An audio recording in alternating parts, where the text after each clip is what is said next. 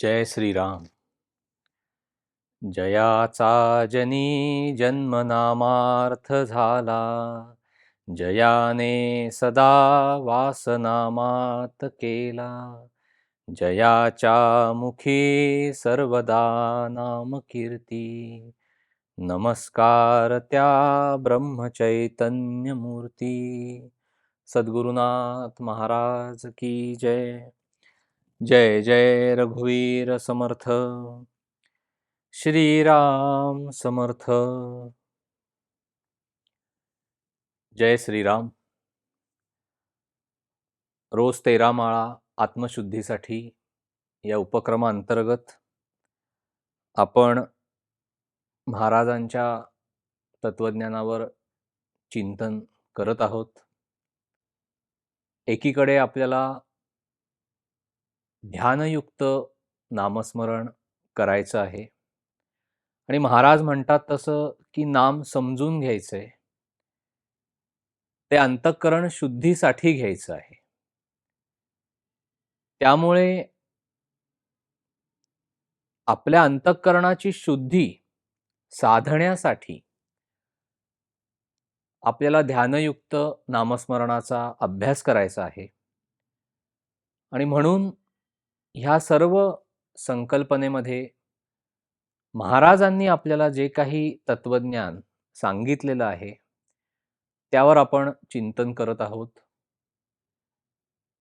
प्रस्तुत भागामध्ये आपण नामस्मरण हे सर्वश्रेष्ठ साधन कसं आहे आणि का महाराजांनी नाम घ्या हे कळकळीने सांगितलं की जेणेकरून तुम्हाला भगवंताची प्राप्ती होईल. भगवंताची प्राप्ती होईल म्हणजे काय की जो शुद्ध परमात्मा आहे ते शुद्धत्व तुमच्यामध्ये प्रकट होईल. आणि म्हणून सर्व साधनांमध्ये नामस्मरण भक्ती हे सर्वश्रेष्ठ साधन कसं आहे हे महाराजांनी आपल्याला अनेकविध अंगांनी सांगितलं. तो विषय आज आपण चिंतनासाठी घेतलेला आहे. फलश्रुती हा जो पुढचा टप्पा आहे चिंतनाचा तो आपण पुढच्या भागामध्ये घेणार आहोत. म्हणजे नामस्मरण केल्याने नक्की काय साधतं, त्याची फलश्रुती काय आहे, हा भाग आपण पुढच्या चिंतनामध्ये पाहूया. या चिंतनामध्ये आपण नामस्मरण हे सर्वश्रेष्ठ साधन कसं आहे यावर थोडंसं चिंतन महाराजांच्या कृपेने करूया. आपल्या सगळ्यांनाच हे जाणवतं की आपण जसजसे नामस्मरणामध्ये रंगून जातो, आपल्याला देहाचा विसर पडतो, तेव्हा अंतरंग ढवळून निघतं पहा. सर्व गोष्टी ज्या अंतरंगामध्ये कुठेतरी तळाशी बसलेल्या असतात त्या सगळ्या ढवळून निघतात. हे काय आहे? अनेकांना असं वाटतं की अरे बापरे, नामस्मरणाला बसलं की इतके हजारो विचार येतात की आम्ही त्या विचारांच्या गर्दीमध्येच जणू काही हरवून जातो आणि ते विचार थांबत नाहीत. आता हे अंतरंग ढवळून निघण्याची प्रक्रिया आहे पहा. त्यामुळे विचार हे येणारच आहेत आणि अंतरंग जेवढं ढवळलं जाईल ना तेवढं आपलं मन हे शुद्ध होत जाणार आहे. कारण अशुद्ध गोष्टी बाहेर पडायला लागतात. भगवंताचं प्रेम जर आपल्याला उत्पन्न व्हायचं असेल आपल्या मनामध्ये तर नामस्मरण हे एकमेव साधन आहे असं महाराजांनी कळकळीने सांगितलेलं आहे. इतर अनेक गोष्टी आपण उपासनेच्या माध्यमामध्ये करत असतो. म्हणजे कुठे आपण तीर्थयात्रा करतो, एखाद्या पोथीचं आपण पारायण करतो.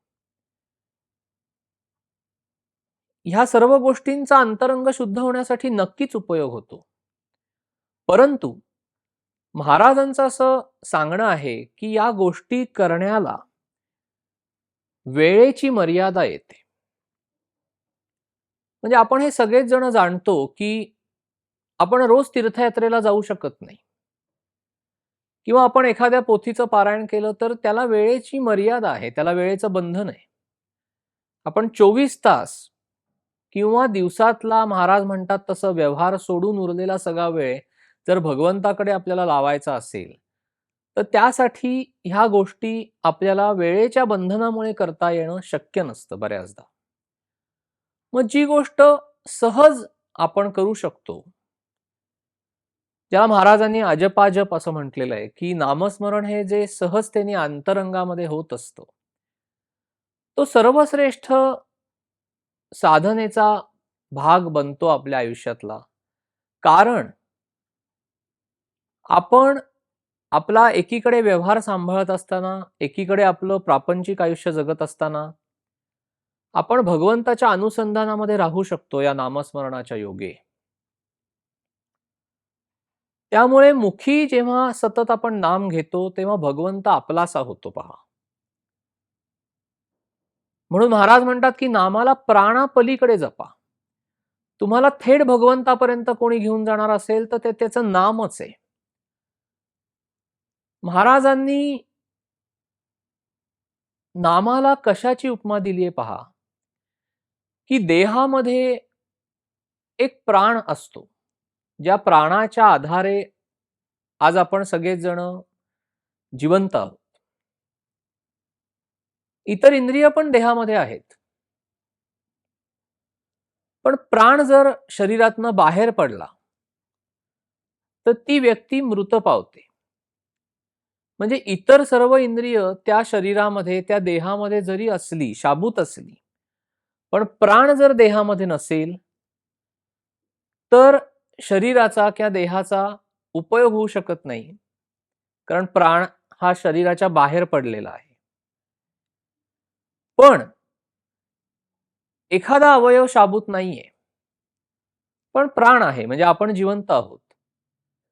तर आपण काहीतरी मार्ग काढू शकतो. तसं महाराज म्हणतात, की प्राण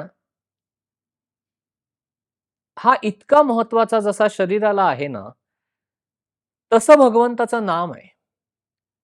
म्हणजे आपल्या साधन मार्गातून नामस्मरण हा भाग जर वजा केला, तर एखाद्या साधकाचं साधन मृतवत होतं पहा. त्याच्यामध्ये रामच उरत नाही. एखाद्याला इतर गोष्टी नसल्या तरी चालतील. पण नामाला प्राणापलीकडे जपा असं महाराजांचं सांगणं आहे. नाम हे वेदांपेक्षाही श्रेष्ठ आहे असं महाराज म्हणतात. म्हणजे जसं वेद हे अपौरुषेय आहेत, तसं नाम हे सुद्धा अपौरुषेय आहे. कुठल्याही वेदाची सुरुवात हरी ओम पासूनच होते. ते भगवंताचं नामच आहे. म्हणजे प्रत्यक्ष वेदांची सुरुवात भगवंताच्या नामापासून होते. चारी वेदांचा अभ्यास करायला आपल्याला वेळ लागणार आहे, श्रम लागणार आहेत. पण थोडक्या श्रमामध्ये भगवंताची प्राप्ती करून देणारा नामस्मरणासारखा दुसरा मार्ग नाही असं महाराजांचं सांगणं आहे. त्यांनी अख्खी हयात घालवली आहे महाराजांनी. नाम हे तीर्थयात्रेपेक्षा सुद्धा श्रेष्ठ आहे असं महाराज सांगतात. कारण एक तर वेळेचं बंधन आहे. आपल्याला तेवढा मुबलक पैसा पाहिजे एखादी तीर्थयात्रा करण्यासाठी. पण महाराज म्हणतात, की घर बसल्या तुम्हाला तीर्थयात्रेचा अनुभव नाम मिळवून देईल. तुमचं घरच एक तीर्थ होऊन जाईल पहा. नामस्मरणाची स्पंदनं जेव्हा घरामध्ये आपल्या वाहू लागतात अक्षरशः. जे घर साधन मार्गावर चालणारं असतं, ज्या घरामध्ये भगवंताची उपासना होते, ज्या घरामध्ये नामाचं साधन केलं जातं, त्या घरी आपण गेल्यानंतर आपल्याला ते जाणवतं पहा. म्हणजे एखाद्या तीर्थाचं स्वरूप आपल्या घरालाच येतं, कारण आपले सद्गुरू आपल्या घरामध्येच विराजमान झालेले असतात. तो भगवंत परमात्मा आपल्या घरामध्येच विराजमान झालेला असतो. ज्ञानमार्गाच्या बाबतीमध्ये महाराजांचं असं म्हणणं आहे, की अभिमान उत्पन्न होण्याचे एक संभावना असते, की ज्ञानी मार्गाला त्याच्या ज्ञानाचा अभिमान, अहंकार होऊ शकतो. पण भक्तीमध्ये अहंकार गळून गेल्याशिवाय भक्तीच होत नाही भगवंताची. म्हणजे मी पण उरतच नाही ना. जो द्वैत भाव असतो, तर भक्तीच्या मार्गाने आपण अद्वैताकडे जातो. आपलं मी पण गळून जातं. काय शिल्लक उरतं? तर आपल्या हृदयामध्ये असलेला भगवंत परमात्माच तेवढा शिल्लक उरतो. म्हणून भक्ती मार्ग श्रेष्ठ आहे आणि नवविध भक्तीमध्ये नामस्मरण भक्ती त्यातून श्रेष्ठ सांगितलेली आहे, की त्या भक्तीच्या योगे आपण जास्तीत जास्त वेळ भगवंताच्या अनुसंधानामध्ये राहू शकतो. काही जण असा विचार करतात, की आम्ही कर्ममार्गाने जाणार. पण काही वेळेला त्या कर्मांची बंधनं पाळण्यामध्येच आपलं इतकं लक्ष केंद्रित होतं, की बऱ्याचदा ते कर्मठपणाकडे जातं. म्हणजे मूळ हेतू काय आहे? एखादं कर्म यथासांग घडण्यामागचा मूळ हेतू काय आहे? तर भगवंताची प्राप्ती, अंतरंग शुद्धी, चित्तशुद्धी. पण आपण जर कर्मठ बनलो, तर भगवंत लांब राहतो आणि आपल्याला तर भगवंत जवळ करायचंय. आपल्याला आपलं हृदय भगवंतानी भरून टाकायचं आहे. आपल्याला आपल्या देहाचा विसर पडला पाहिजे, इतके आपण भगवंताच्या जवळ गेलो पाहिजे. जो या ब्रह्मांडामध्ये भरून राहिलेला आहे, तो आपल्या अंतरंगामध्ये आहे. त्या अंतरंगाला ढवळून काढतं हे नाम आणि भगवंत जागृत होतो. आणि म्हणून सर्व साधनांचा अंत हा त्या नामामध्येच आहे. महाराज म्हणायचे ना, की मला शिवाचा भक्त फार आवडतो. का बरं महाराज असं म्हणत असतील? कारण प्रत्यक्ष शिवाने ते कंठी धारण केलेलं आहे. त्याच्या कंठाचा दाह शांत झालेला आहे पहा. आणि म्हणून ते अनादी असं साधन आहे. ज्याला अनादी अनंत म्हणतो, ज्याचा काही आदी नाही, अंत नाही. असं हे नाम आहे. आता या नामाला सोवळ्यावळ्याचं बंधन आहे का? म्हणजे आपण ह्या नामस्मरण भक्तीचा जो विचार करतोय, जे चिंतन करतो आहे, तर किती सोपं आणि सहज असं साधन दिलंय पहा आपल्या सद्गुरूंनी. आज सर्व संतांनी ह्याचा कळवळीने परत परत उच्चार केलेला आहे, की तुम्ही एखाद्या वेळेला बाकी काही नाही केलं तरी चालेल, पण तुम्ही भगवंताचं नाम घ्या आणि भगवंताच्या नामाचं स्मरण ठेवून त्याला सतत आठवत राहा. आणि ही प्रक्रियाच तुम्हाला भगवंतापर्यंत नेऊन पोचवेल. म्हणजेच काय, की भगवंताकडनं मिळणारा जो आनंद आहे, जो विषयांवर अवलंबून नाही, जे समाधान आहे, जे चिरंतन आणि चिरकाळ टिकणारं आहे, ते तुम्हाला प्राप्त होईल. ती भगवंताची प्राप्ती आहे. म्हणजे आपण प्रपंचामध्ये किंवा व्यवहारामध्ये वागत असताना वाटेल त्या अडचणी आपल्याला आल्या आणि आपलं चित्त जरी अस्थिर झालं, ज्याला आपण दुश्चित्त असं म्हणतो. अशी जरी वेळ आपल्यावर आली, तरी सुद्धा जर आपण बैठक घालून महाराजांच्या पुढे, आपल्या सद्गुरूंपुढे बसलो आणि जे कुठलं उपास्य दैवत आहे आपलं, त्याच्या नामस्मरणाला आपण बसलो, की आपल्याला सगळ्यांना हा अनुभव येतो, की आपण एक थोड्या वेळामध्येच शांती प्राप्त करतो. ही जी शांतता आहे, ही विषयावर अवलंबून नसते. आणि एवढं साधं, सरळ, सोपं साधन दिलेलं असल्यामुळे त्याचं महत्त्व आपल्याला लक्षात येत नाही. महाराज म्हणतात, की नामाला सोवळ्यावळ्याचं बंधन नाही. म्हणजे असं काही गरजेचं आहे का, की स्नान करूनच नामस्मरणाला आपण बसलं पाहिजे? तर असं नाहीये. म्हणजे स्नान वगैरे करून आपण बसलो तर ठीक आहे. पण एखाद्या वेळेला त्याच्या वाचून आपण अडून बसू नये. पहाटेची वेळ चांगली आहे नामस्मरणाला हे आपल्याला सगळ्यांनाच माहिती आहे. आपण त्याचा अनुभव घेतो. त्यामुळे आपण पहाटे उठावं, जेवढ्या आपल्याला शक्य आहे तेवढ्या लवकर आपण उठावं. अगदी हातपाय धुवून आपण नाम घेण्यासाठी सद्गुरूंपुढे बसावं. अखंड स्मरण हेच सोवळं आहे. वेगळं काही करायचं नाहीये. जेव्हा आपण दिवसभर त्या नामस्मरणाच्या योगे अनुसंधानामध्ये असतो ना, तेच आपलं सोवळं आहे. नामाच्या विषयी आपण सबबी सांगतो पहा. म्हणजे आता अनेक लोकांबरोबर जो काही संपर्क येत आहे, हा उपक्रम सुरू झाल्यापासून, अनेक लोकं निरनिराळ्या पद्धतीने त्यांच्या भावना व्यक्त करत आहेत. महाराजांचं सांगणं मी सांगतो इथे. महाराज म्हणतात, की तुम्ही नामाला सबबी सांगू नका. अमुक-अमुक कारणांनी माझं नाम घेतलं जात नाही किंवा नामस्मरण होत नाही. ही सबब आहे. हे महाराजांचं सांगणं आहे. कारण कुठेतरी त्यातून आळस उत्पन्न होतो पहा.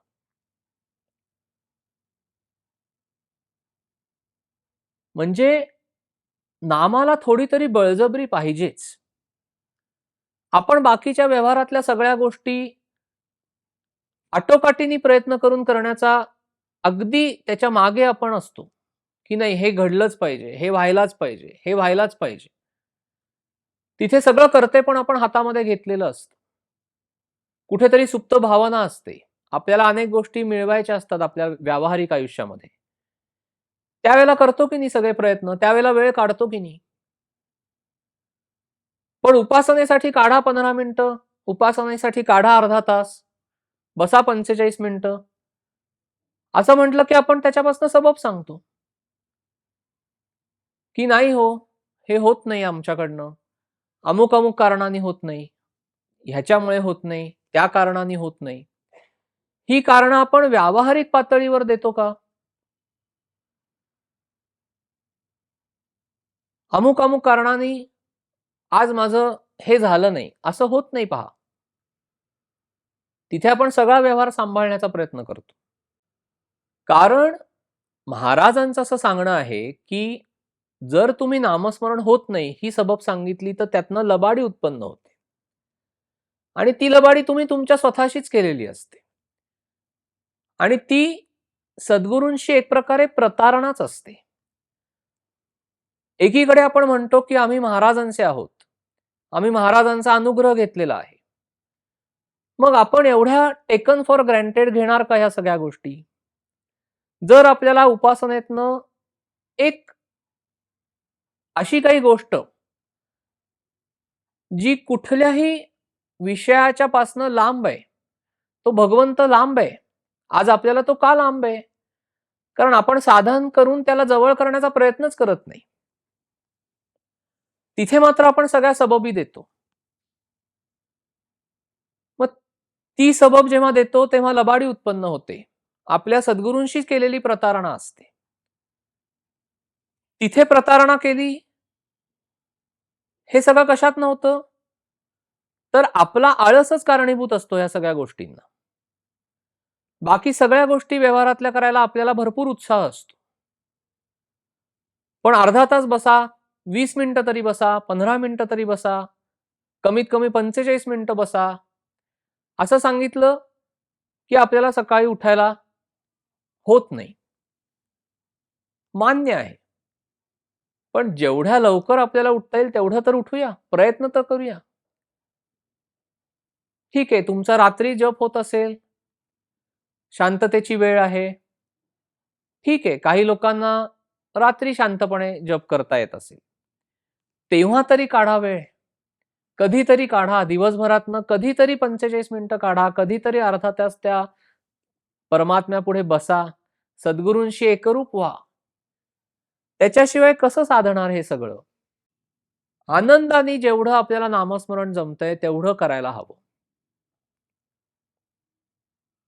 सहज प्रवृत्ती ती बनली पाहिजे. पण सहज प्रवृत्ती बनण्यासाठी आधी ते अट्टहासाने घेतलं पण पाहिजे.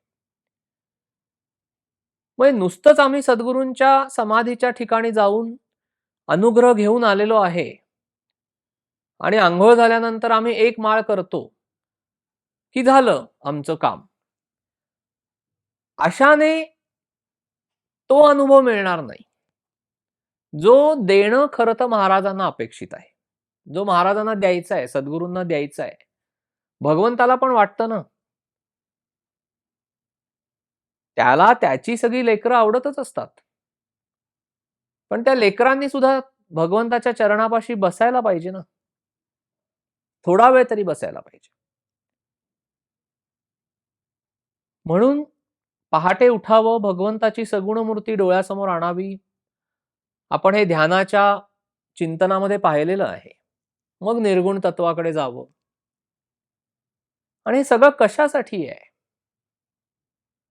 का करतोय आपण हे सगळं? काय महाराजांना हवं आहे? काय आपल्या सद्गुरूंना हवं आहे? तर आपल्याला अंतरंगाची शुद्धी साधून द्यायची आहे त्यांना. त्याच्यासाठी त्यांनी आपल्याला ते नाम दिलेलं आहे. अनुग्रहाद्वारे जेव्हा नाम मिळतं, ते त्यांनी पहिलं सिद्ध केलेलं असतं. भगवंताचं नाम हे स्वयंसिद्धच आहे. परंतु सद्गुरूंनी जेव्हा ते घेऊन म्हणजे त्यांना त्यांच्या सद्गुरूंकडनं ते मिळालेलं असतं. केवढी मोठी परंपरा आहे त्या गोष्टी. आपण खूपशा गोष्टी आत्ताच्या व्यावहारिक भाषेत बोलायचं झालं तर लाईटली घेतो. ते लाईटली घ्यायची नाहीये ही गोष्ट. आपला समर्पण भाव पाहिजे. आपण आपल्या महाराजांचे आहोत. व्यावहारिक अडचण आली की जातो की नाही महाराजांकडे? महाराज असं-असं झालंय. महाराज असं-असं झालंय. ह्यातनं आम्हाला सोडवा, त्यातनं आम्हाला सोडवा. महाराज सगळ्यांना सोडवतात. सद्गुरू सगळ्यांना त्या अडचणीतनं सोडवतात. ठीक आहे. ती पहिली पातळी आहे, पहिली पायरी आहे सद्गुरूंपर्यंत जाण्याची, परमात्म्यापर्यंत जाण्याची. पण त्याच्यानंतर तरी अशी मानसिक अवस्था आली पाहिजे, की ठीक आहे महाराज एखादी दुःख परंपरा वाट्याला आली आहे ना, मी तुमच्या साक्षीने ती भोगीन, मी परमात्म्याच्या साक्षीने भोगीन. तुम्ही मला जे नाम दिलेत ते मी फक्त घेत राहीन बास. बाकीच्या सर्व गोष्टी त्यांच्या त्यांच्या प्रवाहाप्रमाणे जातील. प्रारब्ध भोगायची वेळ आली तर ते भोगलं पण जाईल. आणि म्हणून महाराज असं म्हणतात, की बऱ्याचदा असं होतं पहा, की आपण व्यावहारिक अडचणीमध्ये सापडलो ना, की सगळ्यात पहिली गोष्ट म्हणजे आपल्याला आपले सद्गुरू आठवतात प्रकर्षाने. मग भगवंत आठवतो. मग नाम आठवतं. मग आपण एकदम साधन मार्गामध्ये जातो. कशासाठी? त्या व्यावहारिक अडचणीतनं बाहेर येण्यासाठी. महाराज म्हणतात, की असं करण्यापेक्षा केव्हा तरी पुष्कळ साधन करण्यापेक्षा रोज थोडं-थोडं साधन करा. म्हणजे साधा एखादा संकल्प करावा, पण जो आपल्याला रोजच्या रोज करता येणं शक्य आहे, एवढाच करावा, असं महाराजांचं सांगणं आहे. त्यामुळे आपली साधनेची जागा सुद्धा निश्चित असावी. महाराज म्हणतात तसं रोज थोडं साधन करा, पण जेवढं ठरवलंय ना तेवढं करा. ठराविक वेळी करा. ठराविक ठिकाणी करा. अपवादात्मक स्थितीस आपण आता सोडून देऊया. पण जेव्हा आपण आपलं रोजचं आयुष्य जगत असतो, त्यावेळेला आपल्या साधनेची जागा ही ठरलेली पाहिजे. आज इकडे बसून साधन केलं, उद्या तिकडे बसून साधन केलं, असं असू नये. त्याची वेळ सुद्धा ठरलेली असावी. का ती वेळ ठरलेली असावी? म्हणजे समजा आपल्याला सकाळची वेळ जमणार आहे. एक साधारण आपण 5 वाजता उठत असू आणि 5 ते 6 हा एक तासाभराचा वेळ आपल्याला साधनेसाठी आहे, असं आपण आता गृहीत धरूया, की 6 नंतर आपली प्रापंचिक कामं सगळी सुरू होतात.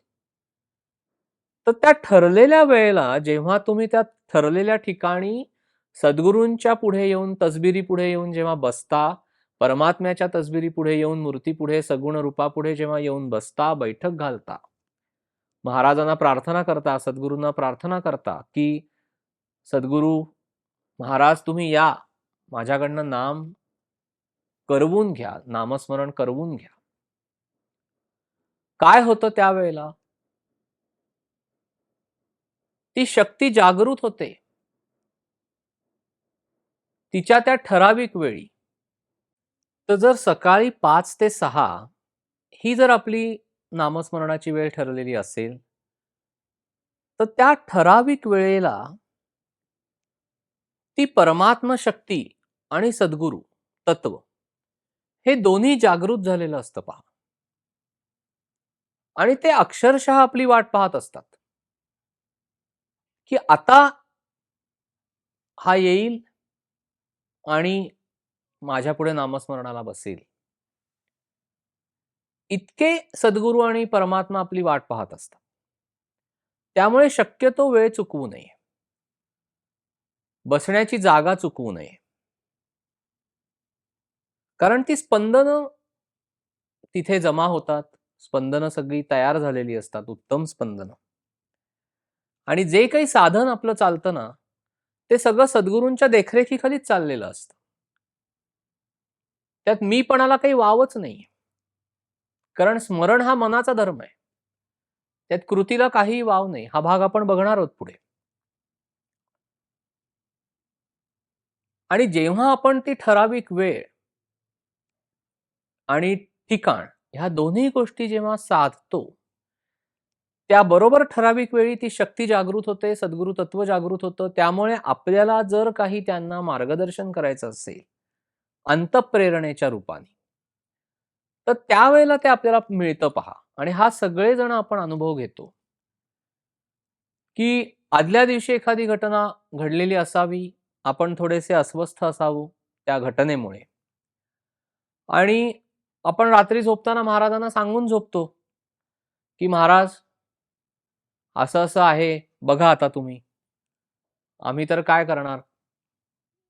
आम्हाला तर काही तेवढी ताकद नाही, आमची तेवढी शक्ती नाही. पण रामराया तू आहेस, महाराज तुम्ही आहात.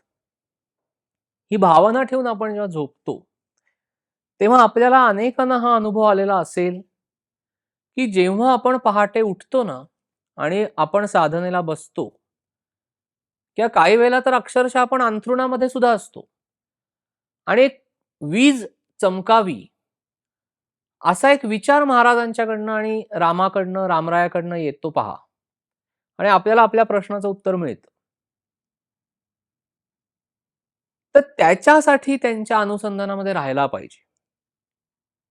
म्हणजे रात्री झोपताना आपण जेव्हा परमात्म्याचं नाम घेऊन झोपतो, तेव्हा हा अनुभव आपण सगळेजण घेतो, की जेव्हा आपल्याला पहिल्यांदा जाग येते आणि आपले डोळे उघडतात, तेव्हा श्रीराम जयराम जय जयराम मनामध्ये चाललेलं आपल्याला लक्षात येतं.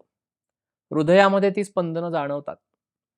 म्हणजे रात्री आपण जेव्हा झोपलेलो असतो, तेव्हा सद्गुरू आपलं नाम सांभाळत असतात. तर जागृत झाल्यानंतर ते सांभाळणं ही आपली जबाबदारी आहे. त्यांच्या अनुसंधानामध्ये राहणं ही आपली जबाबदारी आहे एक प्रकारे. त्यामुळे एक निराळी समाधानी अवस्था आपल्याला प्राप्त होते. महाराज म्हणतात, की नाम हे सर्वश्रेष्ठ का आहे? कारण ते सगळ्यांना सारखं आहे. एक महाराजांनी फार छान उदाहरण दिलंय पहा, की सोन्या-मोत्याचे दागिने घालणारी एखादी श्रीमंत स्त्री असो किंवा बेताचे लहानसर दागिने घालणारी मध्यम परिस्थितीतील स्त्री असो किंवा अगदी गळ्यामध्ये एक मंगळसूत्र आणि पायामध्ये जोडवी चांदीची, एवढंच घालणारी गरीब स्त्री असो. तिन्हीही बायकांना, तिन्ही स्त्रियांना जसं कपाळावरचं कुंकू हे सारखंच असतं पहा. तसं नाम आहे. तुम्ही वाट्टेल ते साधन करा. तुम्ही कोणीही असा. म्हणजे स्त्री-पुरुष, विद्वान, फारसं न शिकलेली व्यक्ती, श्रीमंत, मध्यम परिस्थितीतील, गरीब परिस्थितीतील, लहान, मोठे, सगळ्या वयोगटातले सगळ्यांना नाम हे सारखंच साधन आहे. हे का बरं एवढं सर्वश्रेष्ठ असावं? तर एक तर म्हणजे ते अत्यंत सूक्ष्म आहे. नाम कोणाची प्राप्ती आपल्याला करून देतं? भगवंताची. कारण भगवंत हा अत्यंत सूक्ष्म आहे. पण नाम जेव्हा आपण घेत असतो, तर आपण स्वतः देहामध्ये आहोत आता. देह हा जड आहे. म्हणजे प्रक्रिया कशी आहे? जड देहाकडून आपल्याला सूक्ष्म भगवंतापर्यंत जायचे. जड देहाकडून सूक्ष्म भगवंतापर्यंत जायचं आहे आणि म्हणून त्याच्यासाठी मार्ग, साधन हे सूक्ष्मात सूक्ष्म पाहिजे. त्यामुळे नाम हे अत्यंत सूक्ष्म असल्या कारणाने ते थेट भगवंतापर्यंत नेऊन पोहोचवतं. म्हणजे जड देहाशी संबंधित. का संबंधित? कारण देहाच्या साहाय्यानेच आपण नाम घेतो ना. आज आपला देह आहे म्हणून आपण नाम घेऊ शकतोय. त्यामुळे जड देहाशी संबंधित आणि सूक्ष्माला अत्यंत चिकटलेलं असं जर काही असेल तर ते फक्त नाम आहे. म्हणजे भगवंताची प्राप्ती करून घेण्यासाठी भगवंत जो सूक्ष्म आहे त्याला प्राप्त करून घेण्यासाठी आपल्याला जडातून सूक्ष्माकडे जायचं. कोणी म्हणेल की नुसतं राम राम राम राम म्हणून खरंच राम प्राप्त होणार आहे का? कदाचित तो त्याला व्यावहारिक एखादं उदाहरण देईल, की मी माझं घर व्हावं, मला नोकरी लागावी, असं दिवसभर म्हणत बसलो, तर मला खरंच घर माझं होणार आहे का? मला नोकरी मिळणार आहे का? म्हणजे जी गोष्ट हवी आहे, तिचा नुसता उच्चार मी जर व्यवहारामध्ये केला, तर ती गोष्ट काय मला मिळणार आहे का? तर त्याचं उत्तर नाहीये. ती गोष्ट मिळणार नाही. कारण त्याच्यासाठी आपल्याला हालचाल करावी लागते. का मिळणार नाही? कारण इथे उलटी प्रक्रिया आहे. एखादी गोष्ट हवीशी वाटणं, ही सूक्ष्म पातळीवरची गोष्ट आहे. म्हणजे उदाहरणार्थ, माझं स्वतःचं घर असावं, असं वाटणं, ही सूक्ष्म पातळीवरची गोष्ट आहे. ती प्रत्यक्षात आणण्यासाठी तुम्हाला कष्ट करावे लागतात. म्हणजे देहाची हालचाल व्यावहारिक पातळीवर करावी लागते. शारीरिक कष्ट करायला लागतात, तुम्हाला बौद्धिक श्रम घ्यावे लागतात, तुम्हाला पैसा कमवावा लागतो व्यवहारामध्ये. मग तुम्ही जमीन खरेदी करणार, मग त्याच्यावर घर बांधणार. म्हणजे सूक्ष्म वासना तुम्ही देहाच्या साहाय्याने व्यवहारामध्ये म्हणजे जडामध्ये आणता. ही एक प्रक्रिया झाली व्यावहारिक. इथे काय आहे? सूक्ष्म वासनेतून आपण जड अवस्थेमध्ये येतो. अगदी दुसरं उदाहरण द्यायचं झालं. आपल्याला अमुक पदार्थ खाण्याची सूक्ष्म वासना उत्पन्न झालेली आहे मनामध्ये. जर तो पदार्थ देहाच्या साहाय्याने तुम्हाला सेवन करायचा असला, तर तो पदार्थ बनवण्यासाठी हालचाल करावी लागते की नाही? सामान आणावं लागतं. मग अग्नी आला. मग त्या अग्नीच्या साहाय्याने तुम्ही ते अन्न शिजवणार. मग ते अन्न किंवा तो पदार्थ उत्पन्न होणार. म्हणजे एक वासना सूक्ष्मामध्ये उत्पन्न होते पहिल्यांदा, की आज मला अमुक खावंसं वाटतंय. आणि नंतर तो पदार्थ आपण बनवतो. म्हणजे काय? सूक्ष्म गोष्ट ही जडामध्ये येते. हा सगळा व्यावहारिक प्रक्रियेचा भाग आहे. त्याच्यामुळे नुसतं घर हवंय असं दिवसभर म्हणत बसलं तर घर होणार नाही. किंवा नुसता मला अमुक एखादा पदार्थ खायचा आहे असं दिवसभर म्हणत बसलो तर ते होणार नाही. आपल्याला व्यावहारिक हालचाल करावी लागणार. मग एखादा माणूस म्हणेल, की हे जर होत नसेल, तर मग नुसतं राम, राम म्हणून राम मिळणार आहे का? तर हो मिळणार आहे. का? कारण प्रक्रिया उलटी आहे. राम हा सूक्ष्म आहे, भगवंत हा सूक्ष्म आहे. आपण जडामध्ये आहोत. व्यावहारिक पातळीवर सूक्ष्म गोष्टी जडामध्ये येतात. म्हणून व्यावहारिक हालचाल करावी लागते. पारमार्थिक किंवा पारलौकिक पातळीवर जडातून सूक्ष्माकडे जायचंय. म्हणजे हालचाल थांबवायची आहे. काहीही हालचाल करायची नाहीये. काहीच न करुनी प्राणी राम नाम जपे वाणी तेने संतुष्ट चक्रपाणी भक्ता लागी सांभाळी. काहीच करायचं नाही म्हणजे काय? कुठलंही करते पण स्वतःकडे घ्यायचं नाहीये. जे काही होतंय ते भगवंताच्या इच्छेने होतंय. भगवंताच्या कृपेने होतंय. महाराजांच्या सद्गुरूंच्या कृपेने आणि इच्छेने होतंय. शांतपणे बसून आपल्याला सूक्ष्माकडे प्रवास करायचा आहे. ध्यानाच्या प्रक्रियेमध्ये सुद्धा बघितलं ना, की पहिली सगुण हालचाल आहे मानस पूजेमध्ये. पण नंतर आपल्याला निर्गुण ध्यानाकडे जायचंय. म्हणजे ती मानस पूजेतली हालचाल सुद्धा थांबवायची. निर्गुणत्वाकडे जायचंय. काहीही नाहीये. अनंत अवकाशामध्ये जो परमात्मा भरून राहिलाय ना, तो फक्त आपल्याला जाणीवेच्या पलीकडे जाऊन पाहायचा आहे. ज्याला नेणीव असं म्हणतात. त्यामुळे जड देहाशी संबंधित आणि सूक्ष्माशी अत्यंत निकट असलेलं हे नाम आहे, जे आपल्याला थेट भगवंतापर्यंत नेऊन पोहोचवतं. आणि या कलियुगामध्ये महाराज म्हणतात तसं आता सगुण अवतार होणार नाही भगवंताचा. आता नामावतारच आहे. कारण कली अक्षरशः मातलेला आहे. तो सर्व तऱ्हेने त्याचं रूप दाखवतो. आणि कलीचं मुख्य काम काय आहे? तर मनुष्याची बुद्धी भ्रष्ट करणं. हे कलीचं मुख्य काम आहे. आणि सगुण अवतार जरी झाला तरी तुम्ही बुद्धी पालटवू शकत नाही. हे महाराजांनी किती साधं उदाहरण दिलंय, की रावणाची बुद्धी पालटवू शकले का कोणी? नाही शकले. दुर्योधनाची बुद्धी पालटली गेली का? नाही गेली. म्हणजे तिथे राम आणि कृष्ण हे सगुण अवतारामध्ये होते.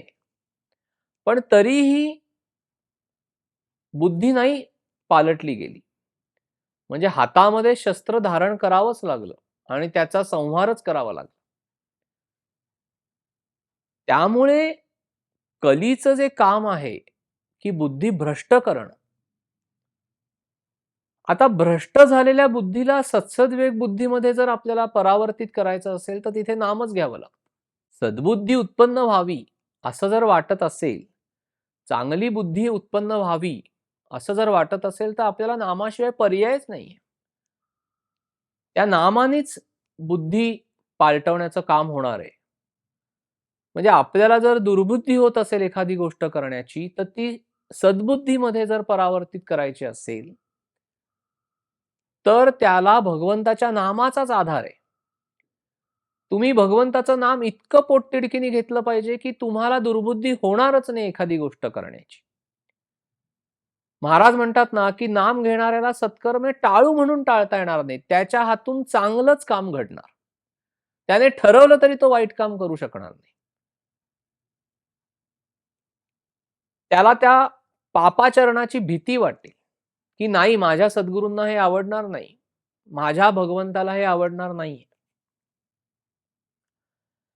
त्यामुळे आपण आपला व्यवहार जगत असताना, प्रपंच एकीकडे करत असताना जो काही वेळ आपल्याला मिळतो, तो गप्पा गोष्टीमध्ये न घालवता तो आपण नामस्मरणाकडेच घालवला पाहिजे. आपलं सगळं लक्ष केंद्रित करायला पाहिजे भगवंताच्या नामाकडे. महाराज असं म्हणत नाहीत, की तुम्ही व्यवहार सोडा. सद्गुरु तत्व असं सांगत नाही, की तुम्ही प्रपंच सोडा.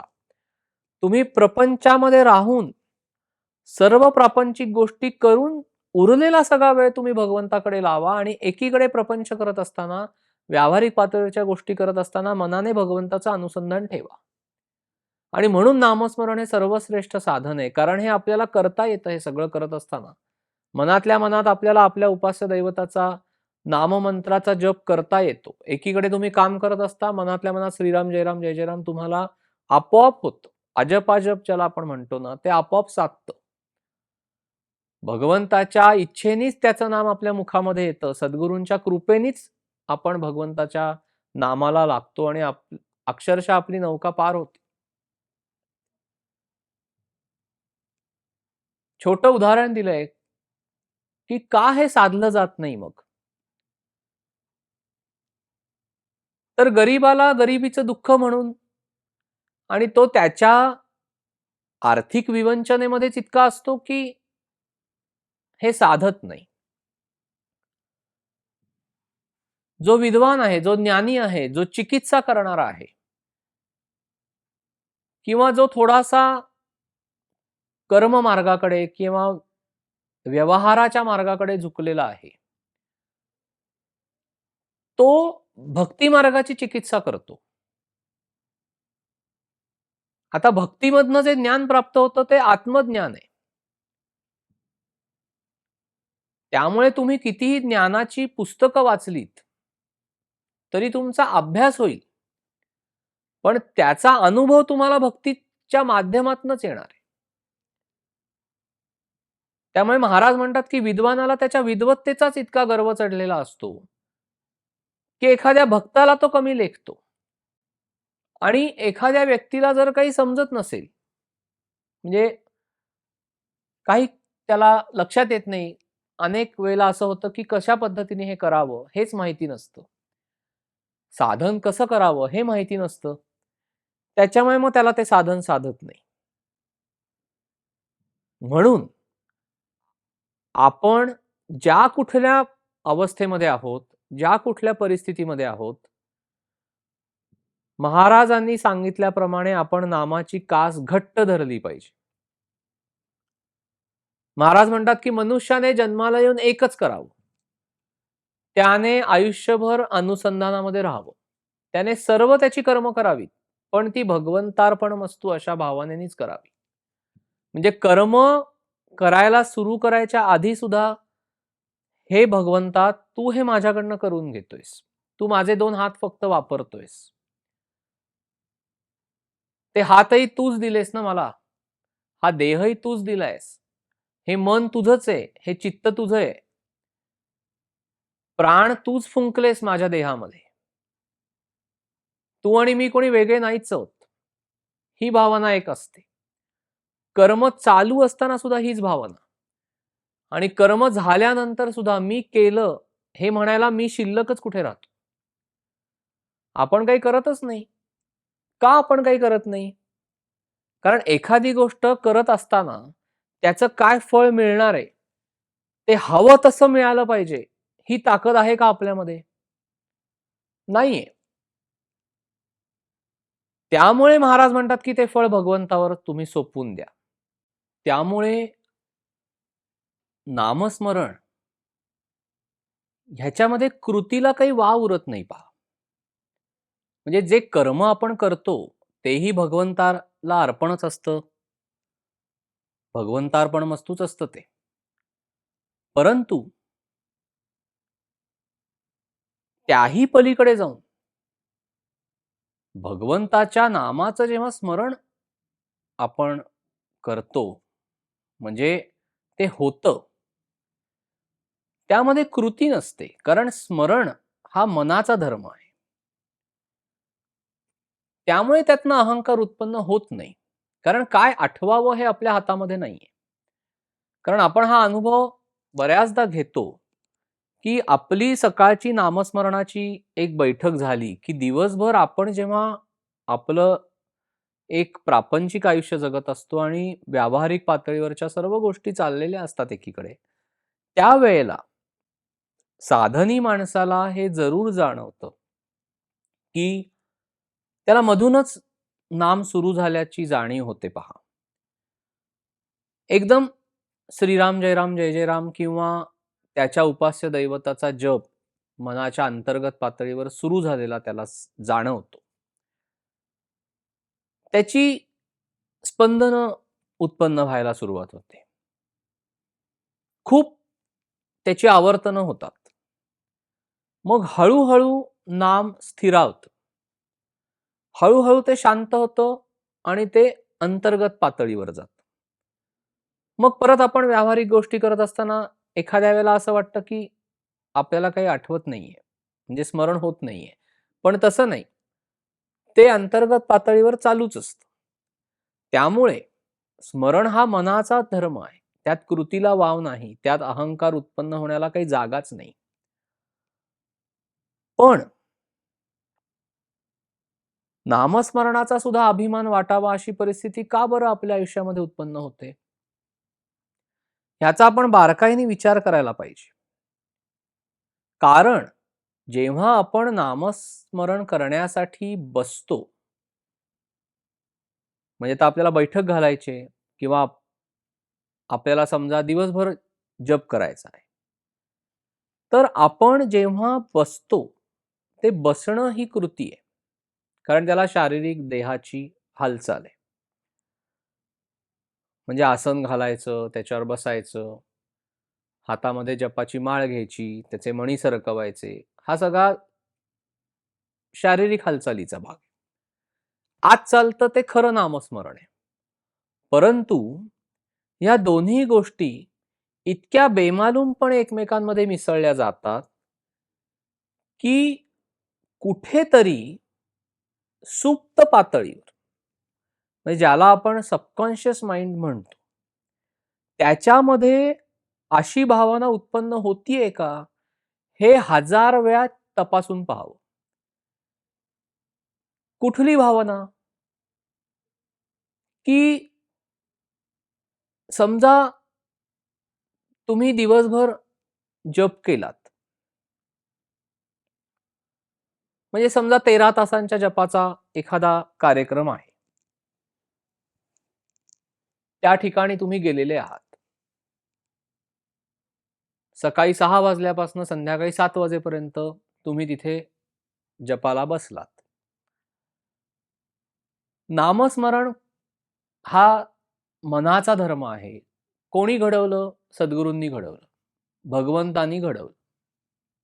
त्याच्या कृपेने त्याचं नाम आपल्या मुखामध्ये आलं. पण मनामध्ये सूक्ष्म अहंभाव उत्पन्न झालाय का? होतोय का? हे तपासून पाहावं. कुठला अहंभाव? कुठला हा भाव आहे, की माझी बैठक छान आता होत चाललेली आहे किंवा आपल्या नामाची बैठक छान आहे किंवा इतरांपेक्षा मी जास्त वेळ बसू शकतो. मला अगदी शरीरशुद्धीच्या धर्मासाठी सुद्धा उठावं लागत नाही. मला तहान-भुकेचं भान राहत नाही. बरेच लोकं मला येऊन हे म्हणतात, की "कसं काय तुम्ही 13 तास सलग बसू शकता?" ह्या सगळ्या गोष्टी तपासून पाहायच्या फक्त, की आपल्या सबकॉन्शियस माइंडमध्ये ह्याचा अहंभाव उत्पन्न झालेला आहे किंवा नाही. कारण महाराज करवून घेतात हे आपण इतक्या ह्याने सांगतो. नाही, नाही महाराज आहेत, करवून घेतात सगळं. पण मनात काही भाव आहे का? हे वरचं झालं. हे मॅनिफेस्टेशन झालं. बरोबर आहे ते महाराजच घडवून आणतात ना. आपण काय करतो? आपण काहीच करत नाही. पण मनाच्या पातळीवर सुखावह भावना उत्पन्न होतीये का? की इतरांपेक्षा माझी बैठक चांगली आहे का? इतरांपेक्षा मला काही वेगळं ह्याच्यामध्ये हे होतंय का? तहान-भूक विसरून सगळं करता येतंय.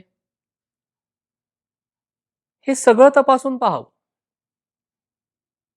की ह्याच्यामध्ये कुठला अहंभाव उत्पन्न होत नाहीये ना, फक्त तपासून पाहावं. ह्याचं उत्तर नाही आलं, तर सोडून द्या. पण जर कुठे सूक्ष्मातल्या सूक्ष्मात जर उत्तर हो आलं ना, तर आपल्याला सावधानता बाळगायला पाहिजे.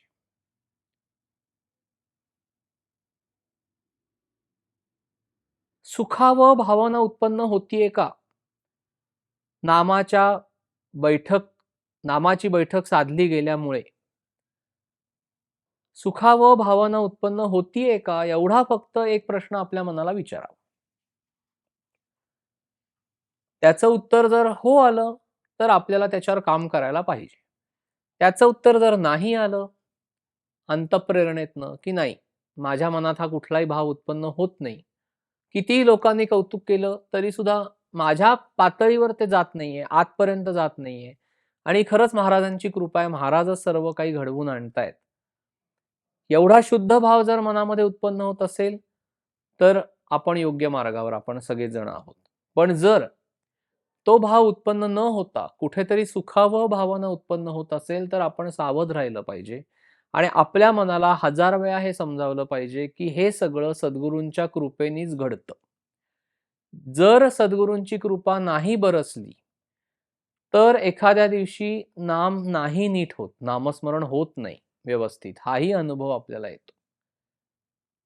मग आपल्याला सद्गुरूंची जाऊन माफी मागावी लागते, की "का हो महाराज, आज नाही झाला नाम व्यवस्थित, नाही आनंद चांगला नाही मिळाला. कुठेतरी मन अस्वस्थ आहे, कुठेतरी मन अस्थिर आहे." पुन्हा महाराजांच्याकडे जायचं, पुन्हा सद्गुरूंपाशी जायचं. त्यांच्या चरणांना सोडायचं नाही, वाट्टेल ते झालं तरी. अशी भावना आपली पाहिजे. आणि म्हणून भावना अशी हवी, की नामाशिवाय मला दुसरं काहीही कळत नाही. हे ज्याला कळलं त्याला खरं सगळं कळलं. म्हणजे जसं दिवा आहे, त्याची वात सतत प्रज्वलित राहण्यासाठी जसं त्यात सतत तेल घालत राहावं लागतं. तसं अनुसंधानाचा दिवा सतत जळत राहण्यासाठी नाम घेत राहावं लागतं. जसं औषध हे थेंब-थेंब पोटामध्ये गेलं पाहिजे ना, तरच रोग बरा होणार आहे. तसं भगवंताची प्राप्ती जर व्हावयाची इच्छा असेल, तर नाम हे सतत घेत गेलं पाहिजे. त्याचं स्मरण आपण सतत ठेवलं पाहिजे. आणि म्हणून महाराज पुढे सांगतात, की नाम हे भगवंताच्या प्राप्तीसाठीच घ्यायचंय. नाम हे नामासाठीच घ्यायचंय. कुठलाही विषय प्राप्त होण्यासाठी नाम घेऊ नये. हे महाराजांनी कळकळीने सांगितले. आपण बऱ्याचदा आपल्याही नकळत आपण एखादा संकल्प सोडतो. महाराजांना साक्षी ठेवूनच सोडतो, की महाराज अमुक-अमुक व्यवहारामध्ये मला यश येत नाहीये. पण मी एवढा-एवढा जपाचा संकल्प सोडतो. ती गोष्ट घडू दे. भगवंत हा कृपाळू आहे. सद्गुरू हे दयेनी भरलेले आहेत. तुम्ही नुसता संकल्प सोडला, तरी सुद्धा ते तुमची इच्छा पूर्ण करतील. म्हणजे बऱ्याचदा असं होतं, की तो संकल्प पूर्ण व्हायच्या आतच सद्गुरूंनी तुम्हाला ते देऊन टाकलेलं असतं. भगवंताने ते फळ तुमच्या पदरात घातलेलं असतं. नंतर तुम्ही तो संकल्प पूर्ण करता. पण शेवटी नाम घेण्याचा हेतू किंवा उद्देश काय आहे? तर आपल्याला त्यातनं आनंद आणि समाधान प्राप्त करायचंय. जो भगवंत विषयाच्या पलीकडे आहे, त्या शुद्ध स्वरूपाला प्राप्त करायचंय. आपलं अंतरंग आपल्याला शुद्ध करायचंय. आपल्याला आत्मशुद्धी करायची. त्यामुळे विषयासाठी नाम घेऊ नये असं महाराजांचं सांगणं आहे. तो विषय तुम्हाला मिळेल, व्यवहारातली गोष्ट तुम्हाला मिळेल. पण शेवटी ते नाम त्याच्यासाठी खर्च झालं, असंच होईल. त्यामुळे अशा वेळेला जेव्हा व्यावहारिक पातळीवर एखादी अडचण उद्भवते, त्यावेळेला संकल्प न सोडता फक्त नामस्मरण करा. तिकडे त्या तत्वाला वेठीला धरू नये, की तुम्ही अमुक-अमुक करा, मी इकडून अमुक-अमुक करतो. असा व्यवहार करू नये. हा व्यवहार झाला. तुम्ही फक्त नामस्मरण करा, बास. अडचणीची परिस्थिती आली आहे ना, सद्गुरूंना फक्त सांगा, की "महाराज, मी अडचणीत आहे आता. मला माहिती आहे तुम्ही माझ्याबरोबर आहात. तुम्ही मला अडचणीतनं सोडवणार आहात. हे परमात्म्या तू माझ्याबरोबर सदैव आहेस. एवढी भावना ठेवून कळकळीने त्याचं नाम घ्या, पण त्याच्यासाठी संकल्प म्हणून सोडू नका किंवा विषयासाठी घेऊ नका, असं महाराजांचं सांगणं आहे. काही व्यावहारिक पातळीवर गोष्टी घडतात, काही घडत नाहीत. दोन्हीमध्ये महाराजांची इच्छा असते, दोन्हीमध्ये सद्गुरूंची इच्छा असते. महाराज सांगतात ना, की एखादी गोष्ट मनाच्या बरोबरीने घडली, ती भगवंताची कृपा झाली म्हणावं. मनासारखं नाही घडलं, तर ती त्याची इच्छा म्हणावं. ठीक आहे, तुझ्या इच्छेने घडलं किंवा तुझ्या इच्छेने नाही घडलं. दोन्हीमध्ये आपल्याला आपली इच्छा मिसळून राहता आलं पाहिजे. तो खरा परमार्थ आहे. आणि जेव्हा अशा पद्धतीने आपण नामाचा जोर लावतो ना, तेव्हा आपली मनस्थिती अस्वस्थतेकडून स्वस्थतेकडे जाते. अस्थिरतेकडून आपण स्थिरतेकडे येतो. अशुद्धतेकडून शुद्धतेकडे येतो. जडातून सूक्ष्मात जातो. लौकिकातून पारलौकिकात जातो. आणि जो एक प्रकारचा आनंद किंवा समाधान आपल्याला प्राप्त होतं, ते सगळ्याच्या पलीकडे आहे. आणि त्यावेळेला कळत सुद्धा नाही, की आपण अडचणीच्या परिस्थितीतून कधी बाहेर आलो. आणि मग आपण म्हणतो, की अरे, महाराज आहेत, त्यांनी आपल्याला अडचणीतून बाहेर काढलं. अशी महाराजांची शक्ती काम करते. हे महाराजांना फार आवडतं, की तुम्ही नामावर भरोसा ठेवा. तुम्ही परमात्म्यावर भरोसा ठेवा. तो तुम्हाला तुमच्या सर्व व्यवहाराच्या अडचणीतनं बाहेर काढेल. अस्वस्थतेच्या काळामध्ये घाबरून जाऊ नका. प्रतिकूलतेमध्येच भक्ती जन्म पावते. सगळं काही छान झाल्यावर मी नाम घेईन असं म्हणणारा कधीच चांगलं नाम घेऊ शकणार नाही. तो कधीच नाम घेत नाही.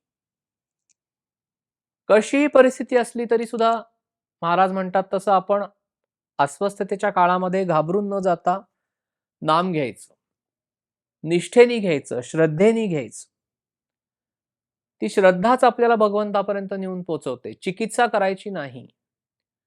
ती निष्ठाच आपल्याला भगवंतापर्यंत नेऊन पोहोचवते. साधं उदाहरण महाराजांनी दिलेलं आहे, की आपण आजारी पडलो. ज्या वैद्याकडे जाऊन आपण औषध घेतो, त्या औषधाची काहीतरी माहिती असते का आपल्याला? त्या डॉक्टरांचं जाऊन सर्टिफिकेट चेक करतो का आपण? आपण म्हणतो, "डॉक्टर मला हे असं-असं झालंय, तुम्ही ताबडतोब काहीतरी उपचार करा आणि मला बरं करा." ठेवतो ना विश्वास? ठेवतो ना श्रद्धा? तशी आपली श्रद्धा, तसा आपला विश्वास नामावर पाहिजे. म्हणजे श्रद्धा उत्पन्न झाल्यानंतर मी नाम घेईन, असं म्हणू नये. नामच तुम्हाला श्रद्धा उत्पन्न करून देईल. त्या प्रेमातून ती श्रद्धा येते. महाराजांनी साधं उदाहरण दिलंय की नाही, की ताकामध्ये लोणी असतंच. ताक घुसळल्यानंतर जसं लोणी वर येतं, तसं नाम घेत गेलो, की अंतरंग घुसळत जातं. ढवळून निघतं. आपण सुरुवातीला पाहिलं ना. त्यातनं भगवंताचं प्रेम उत्पन्न होतं. त्यातनं श्रद्धा, निष्ठा, भक्ती सगळं उत्पन्न होणार आहे. आणि ते हे आनंदाचं निधान आहे. हे फार आवडतं असं महाराजांना. सद्गुरूंना असं नाम घेतलेलं फार आवडतं. आणि म्हणून राम करता ही भावना ठेवून नाम घ्यायचं, म्हणजे समजून नाम घ्यायचं. आणि भगवंतासाठीच घ्यायचं. देहाला कष्ट करून ते नाम घ्यायचं नाही. त्याने काहीही पदरामध्ये पडत नाही. महाराजांनी साधं सांगितलंय, की ठेवावा रामावर पूर्ण विश्वास. न करावे उपास तापास. एक पाऊल त्यापुढे टाकावे आणि उपासनेत राहावे. आणि हेच रामाचं सानिध्य आहे. देहाला कष्ट दिले म्हणजे भगवंत वश होतो असं नाही. नाहीतर महाराज म्हणतात त्याप्रमाणे रस्त्यामध्ये खडी फोडणाऱ्याला पहिल्यांदा भगवंत प्राप्त झाला असता, कारण तो सर्वात जास्त देहाला कष्ट देतो. म्हणून उपास ह्याच्या पुढे उपासनेत आपण राहावं. जर आपण भगवंताच्या अनुसंधानामध्ये राहिलो, त्याच्या नामस्मरणाच्या योगे, तर देहाने अन्न खाल्लं म्हणून कुठे बिघडलं? असं महाराजांचं साधं आपल्याला सांगणं आहे. देहाला कष्ट होऊ नका. पण तुम्ही भगवंताच्या नामाची कास मात्र सोडू नका. देहाला फार कष्ट दिले तर अंगात फक्त अशक्तपणा येईल, ह्याच्या पलीकडे काहीही होणार नाही. जर भगवंताची आठवण असेल, तर देहाने अन्न खाल्लं, अन्न सेवन केलं म्हणून काहीही फरक पडत नाही. आणि कोणी कितीही सांगितलं तरी नामाला सोडायचं नाही. घरातल्या एखाद्या व्यक्तीला तुम्ही करत असलेलं नामस्मरण, तुम्ही करत असलेलं साधन, तुम्ही करत असलेली उपासना जर मान्य नसेल, तरी सुद्धा ती हट्टाने करायची. कोणापाशीही जाऊन काही वाच्यता करायची आवश्यकता नाही. आपले अनुभव सुद्धा कोणाला जाऊन सांगू नका. कारण ती व्यक्ती जर त्या मार्गावर नसेल, तर तुमच्या मनामध्ये विकल्प उत्पन्न करण्याचं काम ती व्यक्ती करेल किंवा विकल्प आपोआप सुद्धा मनामध्ये उत्पन्न होतात. कारण आपण चर्चा करतो ह्या सर्व गोष्टींवर. मग विकल्प उत्पन्न होतात. विकल्प उत्पन्न झाले, की आपल्याला असं वाटतं, की अरे खरंच आपलं साधन व्यवस्थित चाललंय की नाही? खरंच ह्या सर्व गोष्टी साधनांनी साध्य होतात? कारण आपण सगळे व्यवहाराचे नियम त्याला लावतो. व्यावहारिक पातळीवर जगणारा माणूस साधनेमध्ये चाललेल्या माणसाला व्यावहारिक पातळीवरूनच सांगतो सगळं. ते नियम इथे लागूच होत नाहीत. जिथे व्यवहार संपतो तिथे अध्यात्मशास्त्र सुरू होतं. त्याच्या पलीकडे हे सगळं. त्यामुळे कुठलाही विकल्प मनामध्ये आला तरी सुद्धा नाम सोडायचं नाही. ते नामच त्या विकल्पाला समूळ उच्चाटन करेल तुमच्या मनातनं. नाम हे अत्यंत उपाधिरहित आहे. आपण निरनिराळ्या उपाधी आपल्याला जोडून घेतलेल्या असतात. पण नाम हे अत्यंत उपाधिरहित आहे. असं उपाधिरहित नाम घ्या. आणि असं घेता घेता अशी अवस्था यायला हवी, की ते नाम सहजपणे यावं. आणि यालाच अजपाजप असं म्हणतात. हा सहज भक्तीचा अत्यंत श्रेष्ठ असा प्रकार आहे, की ते मग आता बळजबरीने अट्टहासाने घ्यावं लागत नाही. ती पहिली स्टेप झाली. ती पहिली अवस्था झाली, की जिथे तुम्हाला थोडीशी बळजबरी करून थोडं अट्टहासाने ते नाम घ्यावं लागतं. पण नंतर त्याची इतकी सहज अशी अवस्था होते, की तुमचा जप अत्यंत सहजपणे चालतो. आणि म्हणून त्या अवस्थेपर्यंत जाण्यासाठी म्हणजे अजपाजप या अवस्थेमध्ये जाण्यासाठी पहिल्यांदा ते बळजबरीने घ्यावं, अट्टहासाने घ्यावं, प्रेमाने घ्यावं, निष्ठेने घ्यावं, श्रद्धेने घ्यावं, सद्गुरूंवर विश्वास ठेवून घ्यावं. की सद्गुरूंनी आपल्याला सांगितलंय ना, त्या निष्ठेने ते घ्यावं.